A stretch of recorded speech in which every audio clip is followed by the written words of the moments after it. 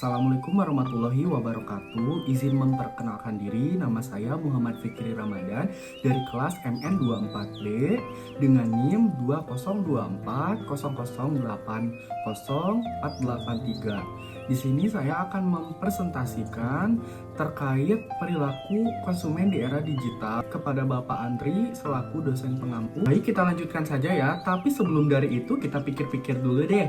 Sekarang cara kita berbelanja jauh berbeda dengan yang dulu.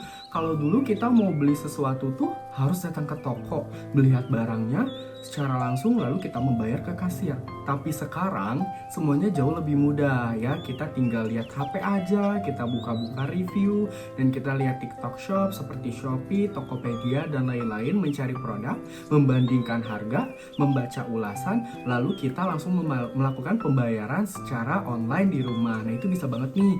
Nah, perubahan cara berbelanja inilah yang membuat perilaku konsumen ikut berubah. Oleh karena itu, pada video ini saya akan menjelaskan apa itu perilaku konsumen, faktor-faktor apa yang mempengaruhi keputusan pembelian secara online, serta bagaimana diskon, review, dan di media sosial mempengaruhi keputusan seseorang untuk membeli produk itu seperti apa. Kita lanjut ya, pengertian konsumen dulu apa?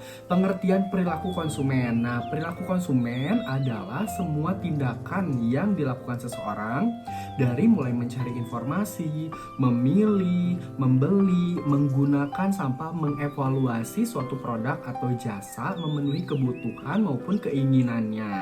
Nah, jadi sebenarnya perilaku konsumen ini bukan hanya tentang membeli barang saja. Sebelum membeli kita biasanya berpikir dulu kan. Nah, misalnya kita mencari informasi, membandingkan harga, melihat juga kualitasnya seperti apa. Terus lalu setelah kita barangnya datang, kita juga menilai produknya apakah sesuai yang diharapkan ataupun tidak. Nah, di sini kalau puas biasanya kita kan membeli kemudian hari kan. Kalau misalkan kecewa, kemungkinan besar kita mencari produk serupa yang bagus. Nah, di era digital tersebut jadi lebih mudah ya. Karena hampir semua informasi itu bisa kita dapatkan melalui internet. Nah, yang selanjutnya adalah faktor-faktor yang mempengaruhi keputusan pembelian. Yang paling pertama adalah faktor budaya. Budaya dapat mempengaruhi kebutuhan seseorang, kebiasaan dalam membeli suatu produk ya. Contohnya Indonesia. Di Indonesia sendiri kalau menjelang hari raya Idul Fitri banyak orang membeli baju, kue lebaran atau hampers ya. Hal tersebut dipengaruhi oleh budaya dan kebiasaan masyarakat. Yang kedua adalah faktor sosial ya. Faktor sosial beragam, dari keluarga juga bisa, dari teman, dari lingkungan maupun influencer di media sosial. Nah, saya kan sebagai pekerjaannya influencer juga nih di media sosial. Nah, saya biasanya meracuni nih para pembeli-pembeli atau followers saya agar bisa membeli apa yang aku ini kasih tahu kepada sosial media saya pribadi ya. Nah, ada lagi nih salah satu contoh, kita sering membeli suatu produk karena direkomendasikan oleh teman, itu yang paling kuat biasanya ya. Atau bisa juga konten kreator nih, sama seperti aku bisa yang lihat dari skincare, gadget dan lain-lain. Yang ketiga adalah faktor pribadi. Faktor inilah yang berkaitan dengan usia, dengan pekerjaan, pendapatan dan juga gaya hidup seseorang. Misalnya mahasiswa lebih biasa memilih produk yang harganya terjangkau karena menyesuaikan dengan budget ya. Nah, sedangkan seseorang yang sudah bekerja ya mungkin bisa lebih mengutamakan kualitas walaupun harganya memang lebih cenderung mahal. Yang terakhir adalah faktor psikologis. Nah, faktor psikologis ini adalah meliputi motivasi, pengalaman, persepsi dan kepercayaan terhadap suatu merek. Kalau kita pernah membeli suatu produk dan hasilnya memuaskan, biasanya kita akan membeli produk itu lagi. Sebaliknya, kalau pengalaman kita buruk, kita kan berubah lagi ya ke membeli produk yang serupa tapi lain gitu kan. Contoh perilaku konsumen saat belanja online seperti apa nih, kita lanjut lagi ya. Misalnya kalau misalkan kita ingin membeli suatu, misalkan dari kata sepatu. Nah, kalau sepatu hal yang pertama saya lakukan tentu membuka marketplace kan. Nah, di situ saya mengetik kata kunci biasanya saya inginkan ya. Setelah itu melihat review dari beberapa toko, beberapa perbandingan juga. Nah, tidak langsung membeli itu, tetapi saya melihat ratingnya dulu bagaimana di toko dan jumlah yang terjualnya itu sudah berapa. Nah, kalau ratingnya tinggi biasanya produknya sudah terjual ribuan kali, biasanya saya lebih percaya sih, nah dibanding yang sedikit gitu kan. Oke, setelah itu saya juga membaca review dari orang lain, pembeli lain tuh, itu juga hal yang saya terapkan. Saya lebih suka melihat review-review yang disertai foto karena realnya itu kan, atau video yang asli karena menurut saya itu meyakinkan dibanding yang dilihat dari foto penjualnya, biasanya udah terkena editing dan juga lain-lain ya.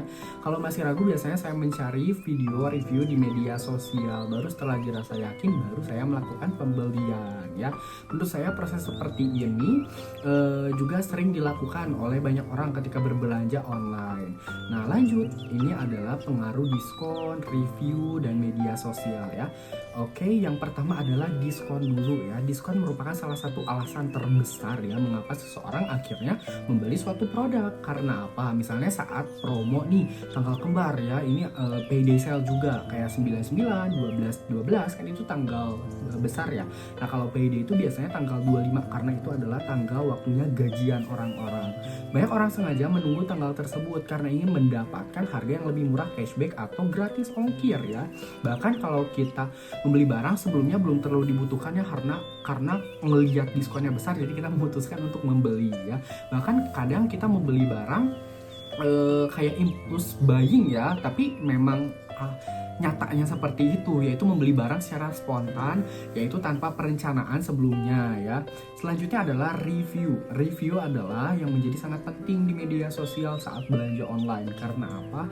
Kita tidak bisa melihat langsung barangnya kan. Nah maka dari itu sebuah produk memiliki banyak ulasan positif, rating tinggi, foto asli dari pembeli, biasanya kita akan lebih percaya kan ya. Nah sebaliknya kalau reviewnya jelek, tentu kita akan berpikir dua kali untuk membeli ya. Kemudian terakhir adalah media sosial, itu penting. Nah, oke, saat ini media sosial tuh memiliki pengaruh yang lumayan besar ya terhadap konsumen ya.